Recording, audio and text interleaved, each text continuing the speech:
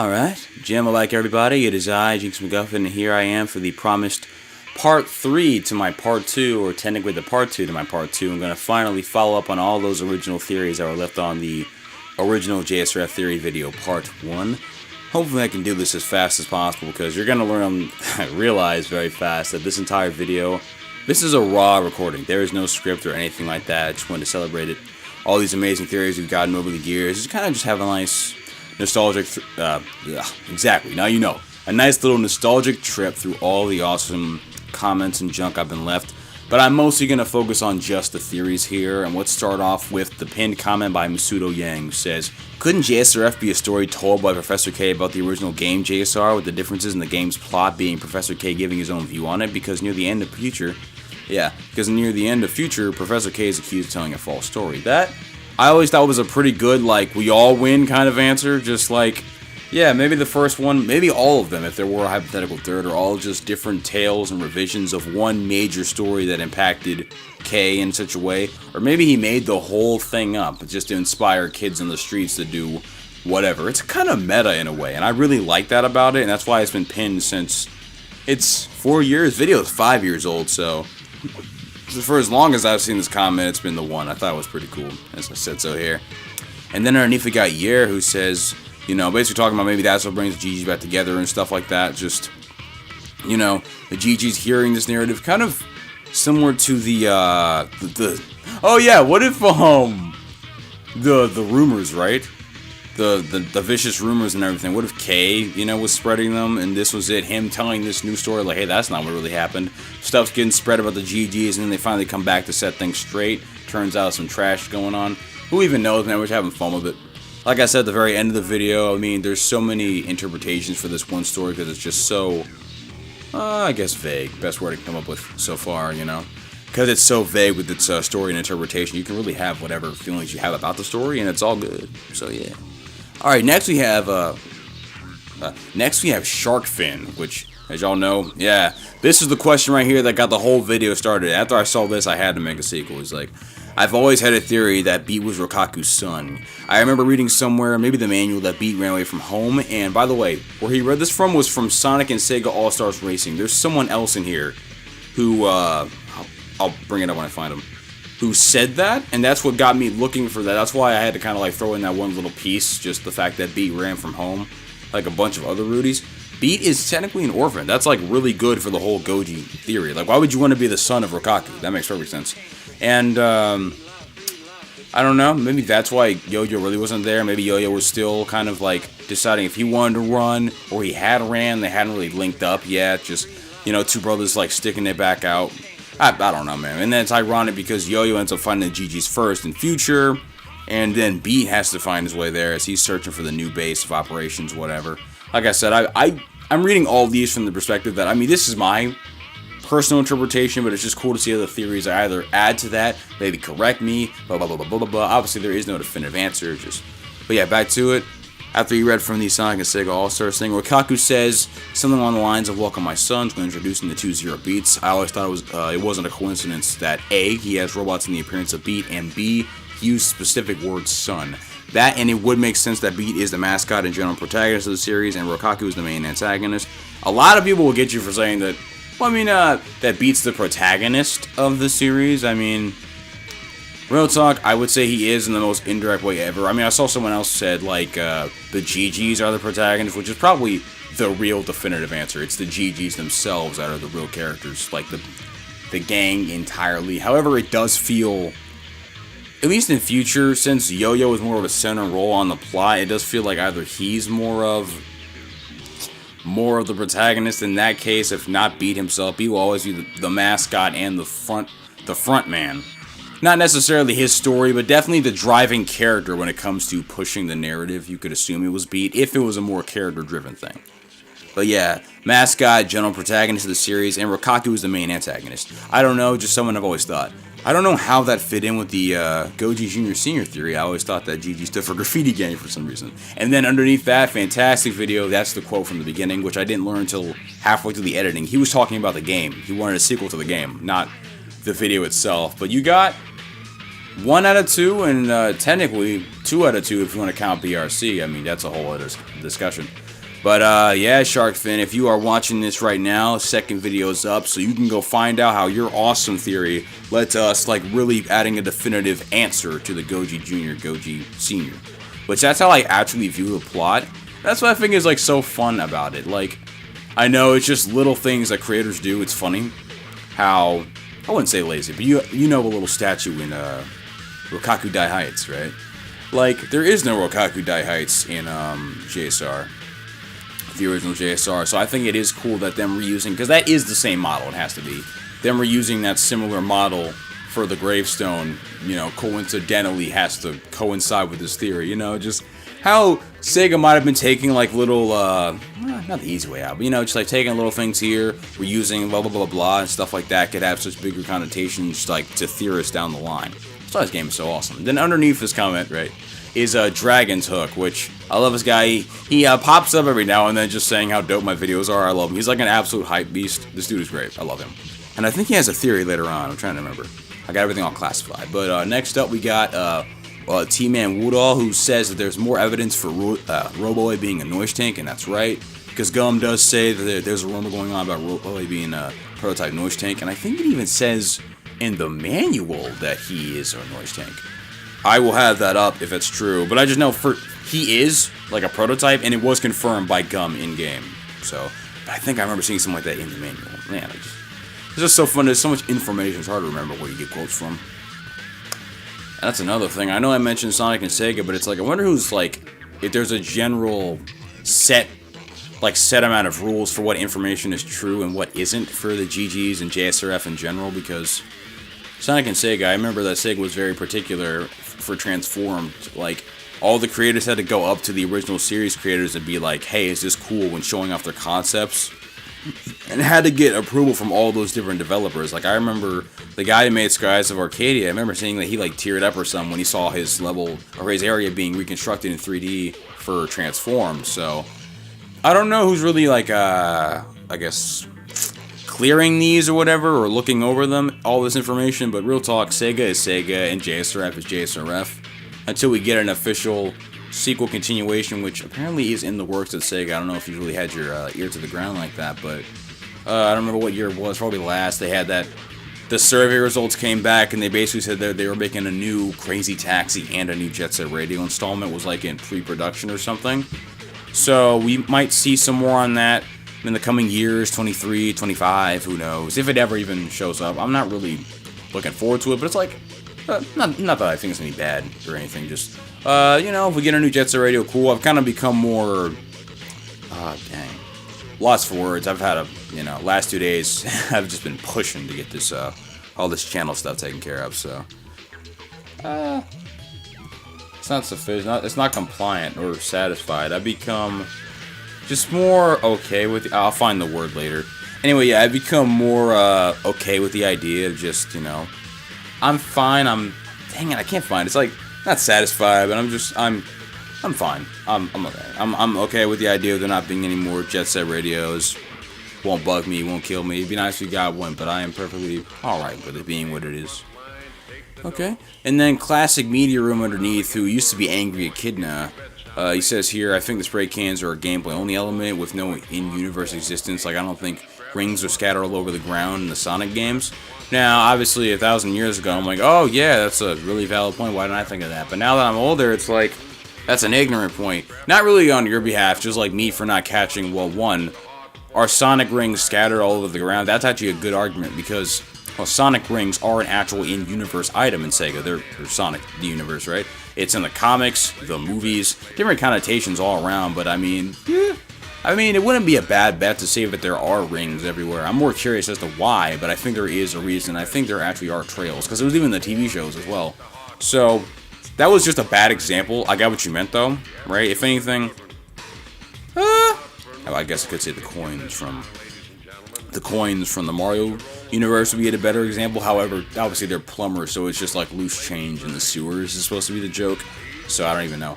I still, spray cans being a gameplay only elements, most likely. However, there might be more magic to it that I don't even want to get into, because that's some whole. I still do feel a bit of that soul of the street crap, which it only gets me because I take things too seriously. I look too deeply into it, just, like, because, to make random reference here, like in BRC, you just have a spray can. Like, you don't have to collect any, which, that's going to have its own ramifications, because so far, it doesn't, oh, hold on. Ugh. I got this metal stool, my butt hurts, sorry. But, in BRC, it's like, you don't have spray cans to collect, you just have to collect those little pods to fill your boost meter. However, it doesn't seem like you, I don't know, maybe, I might be dead wrong. Like, you might not really need boosts like that. It might be just for, like, aesthetical purposes, right? But in JSR, the original game, right? I thought that was so cool, and it added a way more arcadey-like nature to it, because there was that time limit, too. So, with the time limit stated, you'd have to, like, plan optimal routes, because, excuse me, because correct me if I'm wrong, you don't have to collect every single, like, or hit every single graffiti spot, or tag every area, which I think you can for some, but you don't have to in order to actually complete the game. I think you have to hit like a certain number. I might be dead wrong on that. I feel like I saw that somewhere though. But yeah, you hit a certain amount of points, get a certain score, blah blah blah blah blah. But just planning, which if that is the answer, that's a really cool thing that the original JSR has that JSRF does not. I know there's a big debate over which one's like legit. But with the OG JSR, I will give prompts for prompts to do. The gameplay loop is much stronger. You're dropped into a little zone, you're given a certain time limit, and you have to plan an optimal route to hit every single major graffiti spot, right? And I think that's really cool. That added so much replayability of, like, mastering the stage and genuine benefits, because you get to a certain spot, it's like, oh crap, do I go for this one, which costs more? And then obviously you had to spray every single one with the directional inputs, so it's like, does this spot cost more? Go to this one that costs less? Will I have enough? Like, these constant questions, you know what I mean? But in JSRF, it's just like, if you don't have one, just turn around, grab that trail again, and then boom. Plus, they gave you those 10 ones and everything, which they did.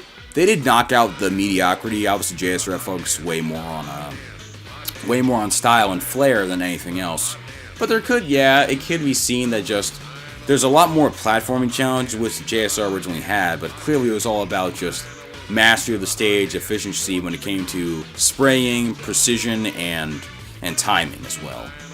And then in JSRF, it's kind of just like you're given all the time you really want or need. Just run around to eventually spray all the spots, and then something new happens. I can see that getting kind of monotonous. And I say that because that's the kind of thing that BRC is doing, and as well as Butterflies, which Butterflies, their graffiti system is weird. Like, I'm gonna be wrong. I have not played that one either. I'm just going off visuals. I need to play these games. But Butterflies, right? Which, by the way, the Kickstarter just went up. So if you want to donate to that, go check it out.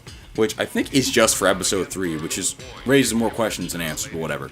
But in Butterflies, you have like, your speed meter, your speedometer. It's also like a power meter. So let's say you're going like full speed at a wall, that's like an XL tag. If you're slow, it's like a small. Or I might be dead wrong, but that's an interesting system. I don't even know. There might be a whole other gameplay loop to that. Kind of like a Sonic CD thing of trying to find the best places to gain speed so you can hit those bigger ones. Like, it rewards your speed because since you're this fast at this specific spot, you get XL, which is like a higher score, and I don't know. That'd be a cool thing. But back to BRC, though, which brings back the directional input tagging, which looks very flashy and cool. But with that, still, I haven't seen one. There is a time attack or like a time limit for like, little trick attacks and stuff like that, but for the main game of running around, spraying, and collecting rep, there doesn't seem to be a time limit. However, it does look like there's going to be way crazier platforming this time, and way more out there stuff, so it might all round out.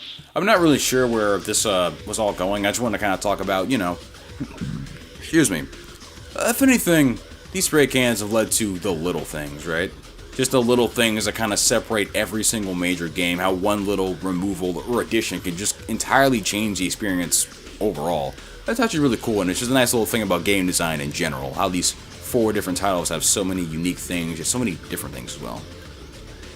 And then finally, back to it with these spray cans here. They might just be all around, because if we can all admit, JSRF has a lot more magic in it than the first game. I mean, that giant demon rhino thing, I don't even know. That might have... I don't know, I mean, it was sitting in front of the building the whole time, so real talk, it could have been like an animatronic or something. We really don't know. So, besides that, yeah, no really crazy magic, whatever, except for in JSRF, we have zombies being reanimated, we got the Doom Riders being put back to life, I guess they're the real zombies, and you got the Immortals. All that, man. And then the Zero Beats, how they just phased out of existence, the entire existence of the tower just Like, at least in JSRF, like, Goji's plan technically worked and he did become a monster. In JSR, he was just a guy with a giant turntable on his roof.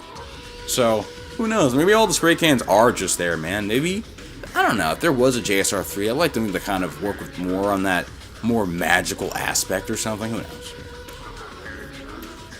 That being said, randomly, I want an air gear game. Like a game that's based more on air gear. That's all about the craziness of just riding around everywhere. But I think Project Inline is gonna, I think Project Inline is gonna scratch that itch. You know. Sorry, like I said, this is not scripted. Just me kind of rambling, having a nice little raw video, just talking about stuff and getting ideas out. All right, here we go. Next one by Snow Tenki.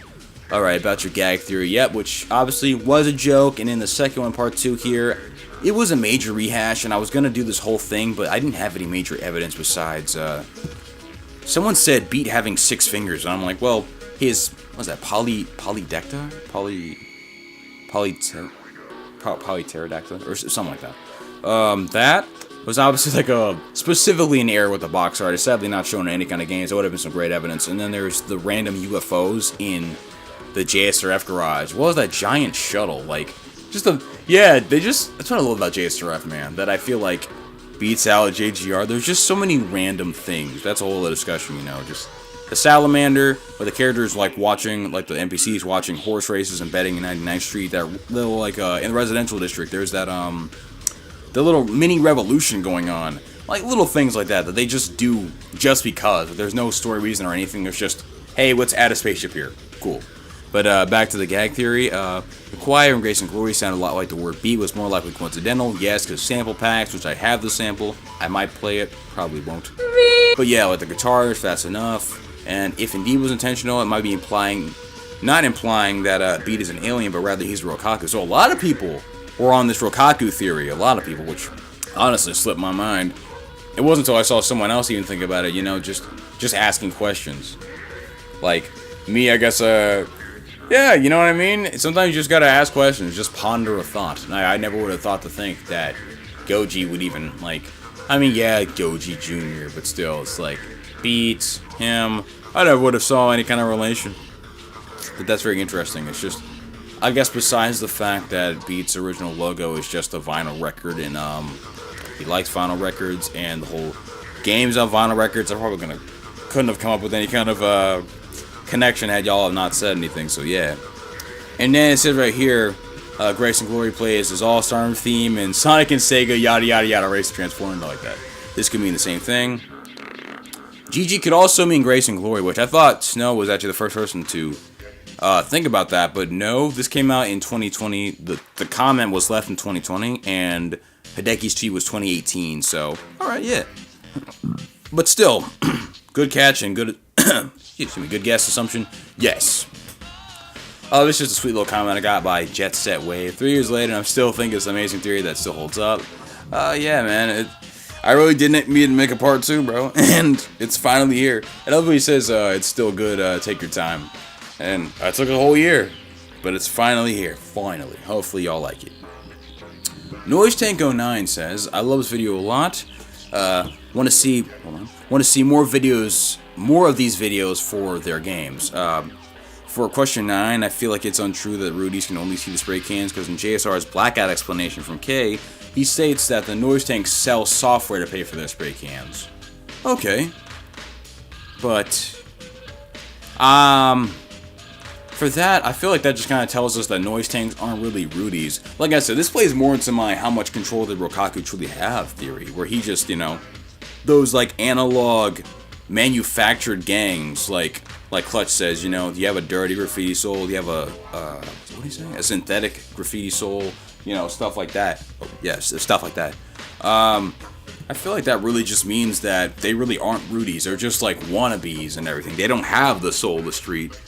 Poison Jam might, Love Shockers probably do for sure. But I don't think the Doom Riders, the Immortals, I think they're just going around doing their jobs. But yeah, this is actually a really good point. I didn't even think about that. They had to sell the software to pay for their cans, dude. But yeah, totally. Hammond Main says, I think that in JSR, they're actually children. Like around 12 to 15. Every time you play a level in the levels, they always say the cops. They always mention the protagonist as kids. When you find those kids, I don't care what happens, just nab them as an example. I believe Combo is the oldest. Oh yeah, he's like 23 in the book. Which actually Cube is also one of the oldest. I thought she was like way younger, but that works out. Oldest of them all, since he has a deep voice in JSR and even says "Yo kid" in JSRF. They're in their late teens, early adulthood, around 1821. Hence why some characters like Gum, Rhythm, good catch. Rhythm have revealing outfits and whatnot. Combo is bald because he's older than everyone else. Which, did we confirm he's bald? Doesn't he wear a hat? I'm not gonna get you. It's funny, he wears a hat, right? Which I don't even think he has facial hair. He wears a hat in JSR and then he takes it off, and he might have had blue hair the whole time. Yeah. I don't know where I got the idea he was bald from. So yeah, I'm looking at it now. Garam is obviously bald, but I'm looking at Combo here. It's funny you said him being bald, and like I had the exact same idea. I just don't know where I got that from. But yeah, Combo is bald because he's older than everyone else. That means Professor K had the time to become old and have gray hair. It's about 10 plus years. So you can say that he's like 30 in JSR, but he's pushing 40. Dang, man. Go gray at 40 is crazy. I guess, yeah, maybe the stress of him just being constantly found, but he sounds way more laid back, so I don't think that's the answer. I don't know. That's what I think is the truth. Even though JSRF isn't a sequel, still good to think about. Yeah, still very good to think about, totally. Yeah, that age gap is going to be like the main defining factor on if we'll ever truly be able to settle this debate. Nah, it's alright. And then you got some little dudes underneath here talking about, yeah, it sounds about right. Mid to late 20s, all that, yeah.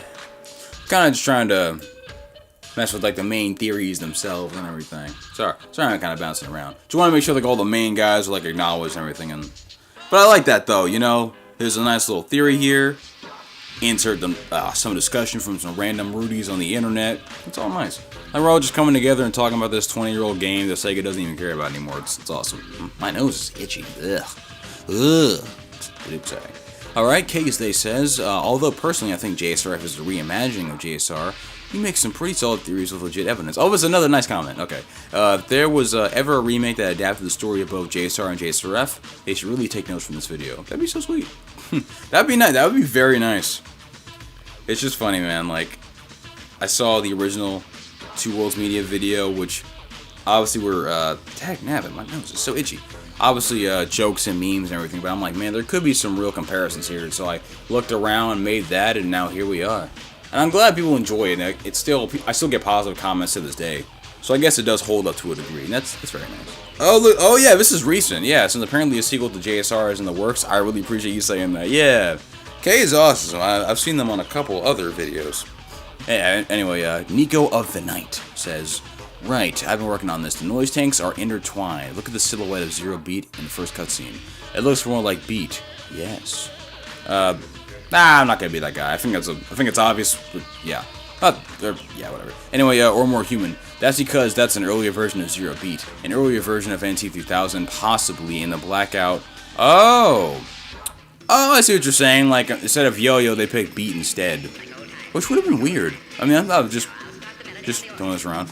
I mean, like, if that was the case, this might add to the Goji Jr. theory, because we know that is a Zero Beat for certain.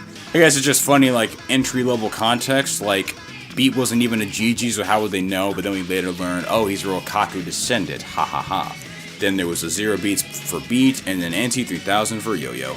Yeah, I like that adds up. And then why, yeah, I'll say it anyway. I mean, why is it Beat looking more human? I think that's just to kind of keep up the mystery. They just had his character model. And you know, now that I think about it, that might not even be a reference to the Zero Beats. I mean, I do believe it's obviously them, but in JSR, right, when it shows off Goji Jr., the actual Goji Jr., who took over the company at the end of the game, he has just a black silhouette and blue glasses, so that might just be their way of showing, like, a mysterious figure or entity or something. But, funnily enough, it works out in our interest. And it is Beat's model, they just colored it, which I think was a good idea, which would have been crazy if they had that alien version. I think I like that better because it infers that it was Beat than our attentions on him, which... It's crazy. Even though I saw Beat there, I never once thought that he was the one who did those things. So when he just randomly pops up around Shibuya Cho and it's inferred that he's the one causing all this stuff? Like, causing all this trouble and doing all this vandalism. I never even thought it was him. And it's just funny that, like, they might have assumed that. And then he ends up just getting on the GGs anyway. Like, bruh. But like I said, I think this might have indirectly added more evidence that maybe K was the one inadvertently spreading the rumors. Like, just, we don't know if it's actually Beat, it's just a guy who looks like Beat. And then Beat kind of is like, hey, what's going on, man? And kind of pops up to kind of defend his honor and stuff. But anyway, where'd I go?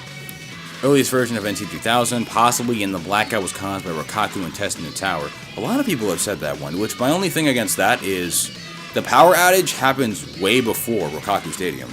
Which... Oh, wait. Oh, you're saying testing the tower. Okay, yeah, okay. Okay, yeah, that's a valid answer. Just testing the tower, that's a valid answer. Okay. But I saw someone else saying they were using the tower or the blackout happened because they were trying to either power the stadium and power Deathball. Someone said that.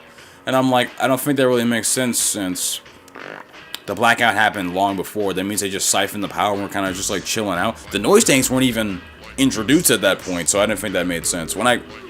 If I find that comment, I'll speak on it there, but yeah. Testing the tower, it probably takes a lot of power to contain the Devil's contract. Yeah, definitely. The tower in the first game was massive. We then see 0B1 later models in the cutscene in Shuo Street. Fight 2 and 3, but there are 4. Look at the dance of the one we see on Shuo Street. It's like an advanced beat dance. So maybe he was programmed with a new, more intimidating dance in 1, 2, and 3. As we meet 3 before fighting the train, and he is performing that dance when we see him. I don't count 5 as canon, though? I don't count 5 either. The 4th one, I kind of see what you're getting at. I think it was just 3, personally. But, I kind of see what you're getting at there. But then on that 4th one, that is actually a nice piece of... Because, I might be remembering wrong. I'm kind of forgetting how Zero Beat's dance goes. It is unique to him. It's not just Beat's dance again. It's, which I do like that, though. How they use the dances to, like... Some I think are lazy, but others I think genuinely connect the characters. Like Beating Yo-Yo, NT3000, and Potts, that's good attention to detail. And then Roboy and the Noise Tank share the same dance. Like, that's just really good attention to detail. You know what I'm saying? I like that. I really want to make a game myself that just has little things like that. Because, yeah, when it's used to bridge the gap, it's not lazy. It just makes logical sense of connecting. But there were some lazy things here and there, you know. Yeah. I especially love, like, Goji's dance is just him, like, punching the air. I don't even know. I forget what it's from, too. Anyway. More important than all this, what the heck even is he? Who even knows? Is he an alien? He's some sort of hilariously advanced piece of technology. Who even knows? Maybe even more advanced than Goji Jr., but who knows, man. Also, that was really intelligent that Goji Jr. decided to make the tower itself the Devil's Contract Tower, rather than, because Goji, his entire, like, the Rokaku, hold up. Yeah, dang, that is hurting. The Rokaku HQ, right? That was all destroyed when the Devil's Contract came crashing down on him, so very smart of him to make it like a separate tower to just save the business. That's actually really intelligent. Alright, Pyro Lee 17 says, I would say that feature takes place around 5 or so years after the original, as the characters look aged up but still young. Kay's hair could be a dye job. A lot of people were insinuating that. He dyed his hair platinum, like I said, white from stress, stuff like that. I mean, it's just, I assume old age, because, I mean, obviously JSR's hair is huge, massive, vibrant, whatever you want to say. He even bounces with the beat of every song in the back, aka just Moody Shuffle. But, I do like that in future. I mean, I do like the fact that, one, his character model is the most detailed, highest polymark out of any other character in the game. But, you know, just them being all dried out and dead, it just added a whole new vibe. It really does imply future of something. Kay is much older, like, I don't know. It's just weird that, like, I mean, I'm not saying it ain't a reboot or reimagining, it's just like an alternate universe take. But like an alternate universe take that's set in a future time period. It's just such an interesting set of events. But yeah, it could be a dye job. Yo-Yo and Cube look considerably older than their original incarnation. Same for Combo and Beat. I do agree with that. Yeah, Combo might be doing that. Which now that we know how old he is, it's kind of weird. It's like he's that trying to like stay hip kind of thing. Because that means he'd probably be like pushing 30. Like that, I'm not saying you can't. Because Tony Hawk is still skating to this day. So who am I to say you can't skate or do that when you're older? Which now, oh, it's so weird. I feel so weird thinking about that. Because did y'all see the new Tony Hawk? Yeah, that new Birdman special we had on HBO Max. I loved it. It was awesome. I forget what it's called though, but it's an awesome video. Like, I want to watch more documentaries this year, and that one, if you have HBO Max, you need to watch it. It's just awesome. It's really sad, dude. But, like, it ends in such a cool and positive message. I love it. It's like, it's so... That's, like, my entry level to the whole skating scene. After that, I saw him do his first ever 900 or something? Sorry. But, yeah, man, just it's funny to imagine. What if they really are all in, like, their 40s and 50s, and they're all just wearing these super young clothes and everything? Like... Imagine a bunch of grandparents just skating around saving Tokyo. So that's crazy. And they're all in a garage. That is such a weird mental image. But yeah, I mean, no one's stopping them. But yeah, same for Combo and Beach. That is funny. I do think Cube does look considerably older. I don't know why. Which I recently saw her beta. Her beta design for Future. It was a slight thing. It's her crop top is now a crop top instead of like, what's it called? Instead of it just like being cut off around her, like cut off around her breast, it's just more like, or around her chest area. It's more like it has like a sort of almost like a towel wrap around her neck, and it comes down like that. I'm trying to think of what that's called, but yeah, it's like it's very similar to the Love Shockers costume, but they changed it down to just having the little crop top there. I'm like, that's another cool little parallel that they might have scratched. Just what if? Dang, man, what if Cube broke the Love Shockers' hearts? Like, yeah, infinite questions. I always assumed it was like some dudes. Yeah, there's some baddies in the JSRF universe. Jazz could have done it for all we know. I don't know. Maybe that's why she was there. Ooh. But, yeah, totally. Moral of the story, I really wish I could have found a nicer, at least more definitive answer for the time jump, man, or at least some better evidence for it. Sadly, I never will because this game is not a sequel, but still nice to theorize. About 5 or so years probably would be the best logical answer. Because 5 years is a long time, but also not a long time, so. Plus, as I said before, Tokyo 2 isn't that advanced from Future, and it will be more of enough time for Goji Jr. to really step into play, you know? It's like, oh, I thought he was a kid, and then it's like he transforms to an older-looking Goji, and yeah. Also, super random. I noticed that Goji, DJ Play, and Big Goji, Junior and Senior, they have different beards. I don't know. I just want to say that because old Goji Senior has like a Dr. Neo Cortex beard, and then Goji Junior has like spikes. Yeah, I'm kind of starting to ramble. Let me take a break.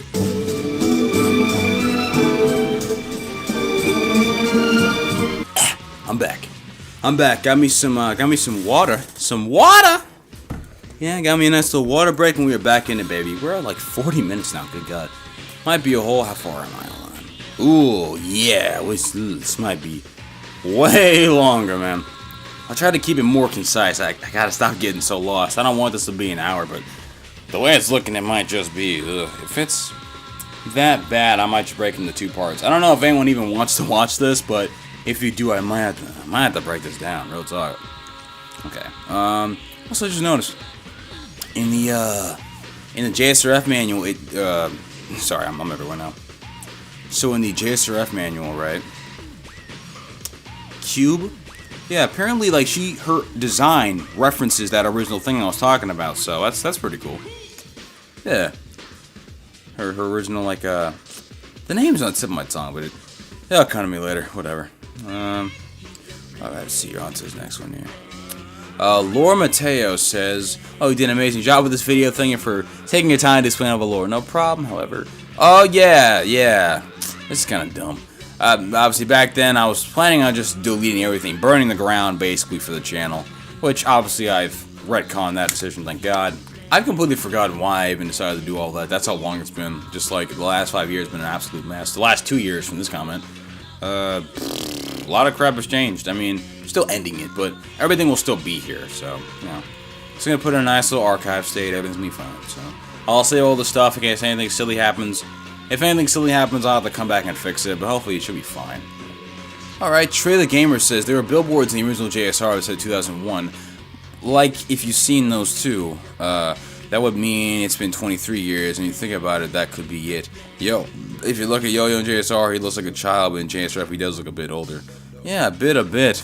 So, oh yeah, I don't know if this is the one that gave me the true idea. I don't remember this comment at all. But it might have been one that was like the original inspiration for me getting out there and trying to find those adverts. Which, yeah, it was like, what was it, like 20-something years was like the jump? Man, it was a lot. But yeah, good on you, Trey. That's a good guess, brother. It's better than nothing. And then False Proof here basically just being like, he was trying to give me this Humble Bundle link, which at the time I was mad, bro. I had no money. I didn't have a job back then. I think I was still in high school. It was a really good offer. I don't know why I didn't jump on. I was like a tool back then, just not taking in the possibilities. I could totally use that now, especially for a newer one. And I did just hold on. I just got FL Studio 12. I've had FL for 4 years. That's cool. Okay. Potts is a robot. Extra point. He takes very little damage. Hence, he is a machine. This is from Maniac. Yeah, IIAC.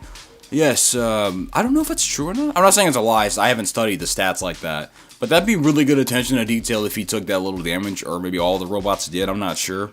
The damage caps, I don't even really notice them. I mean, I don't think I've ever gotten game over from getting hit too many times, unless I did it intentionally, so.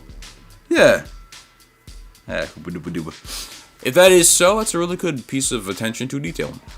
Dragon's Hook, the main man. Love this guy. I think DJ Professor K dyed his hair. That's right. Lots of people were assuming like hair dyes. That's what I said before. Combo, yo-yo, beat, all that. Lots of different hair color changes, man.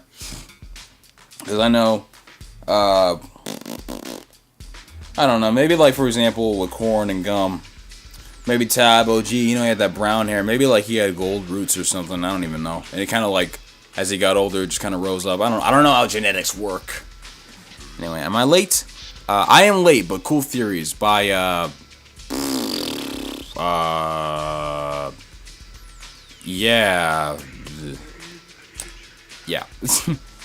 feel so. I'm blanking. I forget what these are called. It's not kanji. It's not kanji. I know what these are called. Like actual just like the alphabet. All of a sudden I can't remember what it's called. I am late, but cool theories. Though I don't really agree with everything, but you do make a lot of good points. I lean towards the beat is Rokaku's son theory. As some people in the comments mentioned, but your Rokaku Jr. and Senior theory seems plausible too. Especially the noise tank part. Personally, when I played it, I thought that the noise tanks did something to him, but that he is still a human. But who knows? Or maybe you can combine the theories that and beat is actually Rokaku Jr.'s son. And so Rokaku Senior's grandson, LOL. I don't know how the old Rokakus would have been in JSR, so maybe it's not possible. And yeah, JSR and JSRF aren't actually supposed to be connected, and it's an alternate universe. But I do still feel like JSR happened in the JSRF universe. Yeah, like that kinda. Maybe that'd be a cool thing. What if we got not a sequel, but more like a reboot of JSR that's more like a prequel to JSRF, and it's instead connecting all the dots itself. Now that'd be an awesome JSR 3. Just that the events were slightly different from the actual JSR, which will explain some things. But that's my idea of it. Also, I never saw the bit with the arrows and the graffiti in the shoulder. I always thought it was a nose, LOL, kind of like a skull. That did change my mental image, but I completely forgot about it until I came back to this comment. Yeah.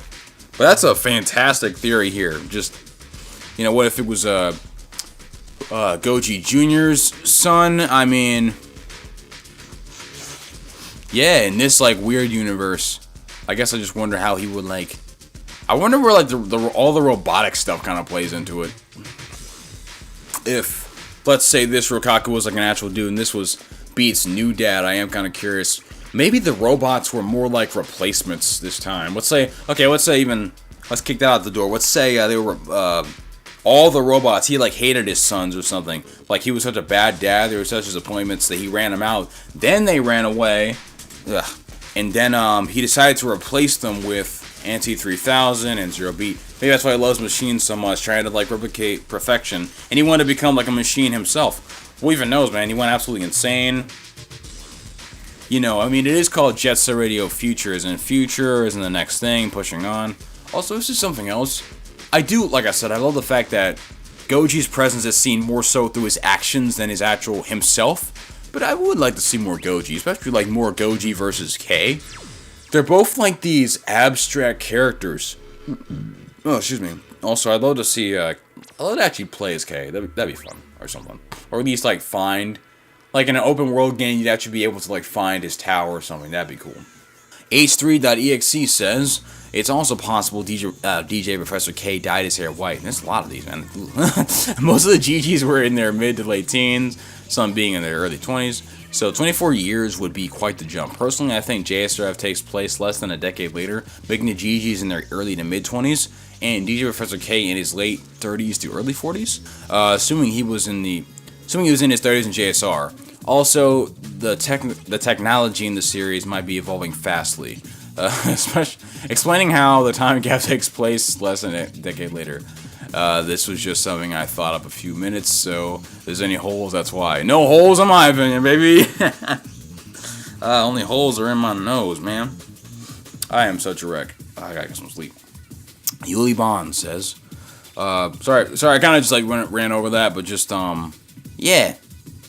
Totally. I'm sorry. I kind of railroaded over that. I didn't really discuss it much. I don't think that's very fair. But, yeah, totally. I mean, I don't see any real holes. Just, if it were that. I saw someone else mentioning with the graffiti tools could possibly slow down time. So, yeah. Just, anything's possible, really. Didn't the Jet Set Radio instruction manual explicitly say? No, it did not. It was actually the guidebook. This one sent me. I remember this. Edit, I found one. Probably, I've never actually seen the original JSR manual, but I'm definitely checking it out. Edit, I found the manual online. It didn't have any ages. Yeah. However, I did learn that K-Sman should be for 13 years, as well as, thanks for the tip. There's no ambiguity or controversy about it. It's Professor K that age that's unknown. Yeah. It does not say the JSRF age. It just says the OG that, like, beat originally was 17 in the first game, so...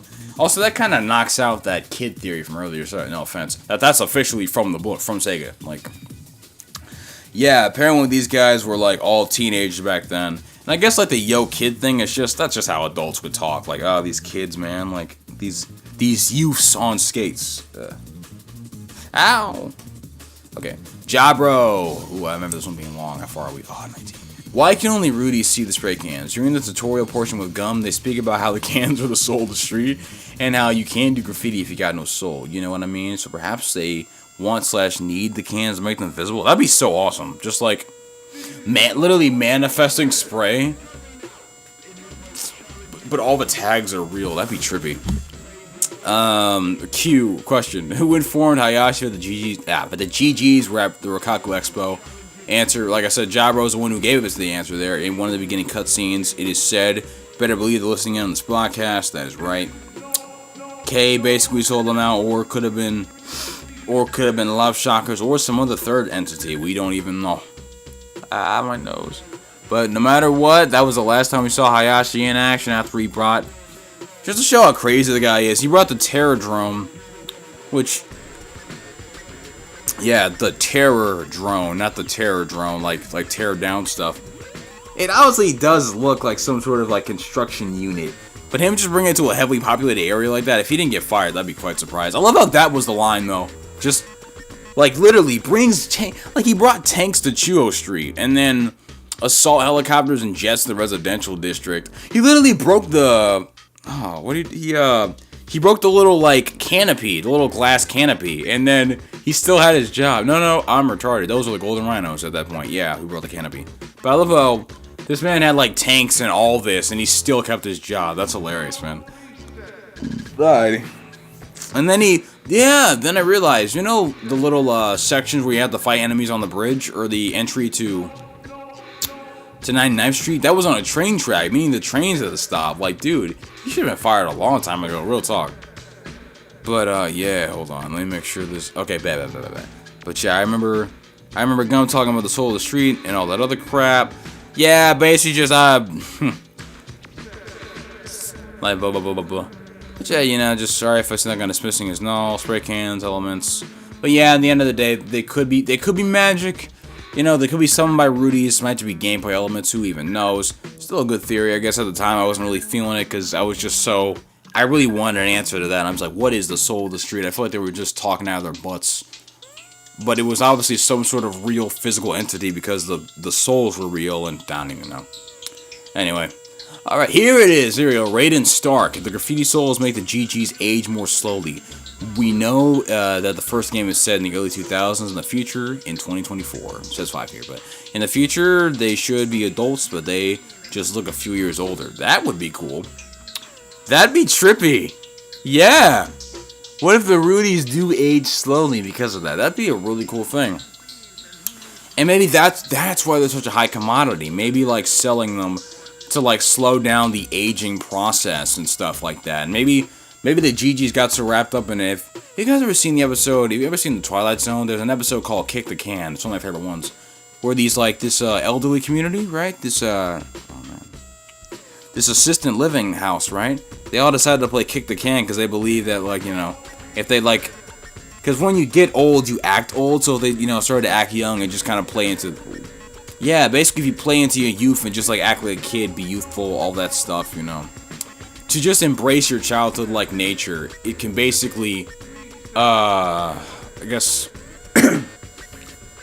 basically reverse the aging process, and it ends with all of them being these little kids who play Kick the Can. And it's so sad because one of the friends was so stuck in his ways, like, you can't play Kick the Can and go back to being a kid, but it works, and then he's the only one who's stuck there being old, and they don't recognize him because they're young again. They just go on and do something else. And it's funny because they were like friends their whole lives. That was so sad. But maybe it's something like that, just because the Rudies are being so youthful and living their lives and everything, like, because of that, basically they're staying younger and younger while the world is just progressing on. That's such a cool plot point that I really wish that there was another JSR. They just go super crazy with the story, that it was, like, super left field. I would love that. Alright. 9-4. Oh, this is just funny. This is a funny one. I got this, like, literally a day ago. Just yesterday. Yeah, he was asking for the song, the original, because I had a little joke where it was, K was, Santa, and he was delivering all the different, spray cans all around, And they had this song on there, which, I think the beat was made by the original Bump creator. I didn't make that. It was made by a friend of mine named Faust, and, he's a big guy in JSRL. He might have made that beat himself, because I don't know, I feel like it was a little, Holly Jolly Christmas remix, but a cool, like, little boom bap one. I'm like, well, it sounds pretty basic. No disrespect, so I'm like, I doubt it's gonna be like some major remix. I'm sure we could find it. But, no, it might have been custom, and a lot of people really liked it because a lot of people were looking for it. But I went down to JSRL, the site itself, and they didn't even have the beat up, so if anyone else was looking for that, I think you'd have to track down Faust in the community and then ask him. It was just funny because, like, I remember he said, he was like, dude, you're breaking my heart, man. Like this is like the most, what do you say, like, this is like the saddest thing I've heard all year or something like that. I'm like, oh no, I felt bad.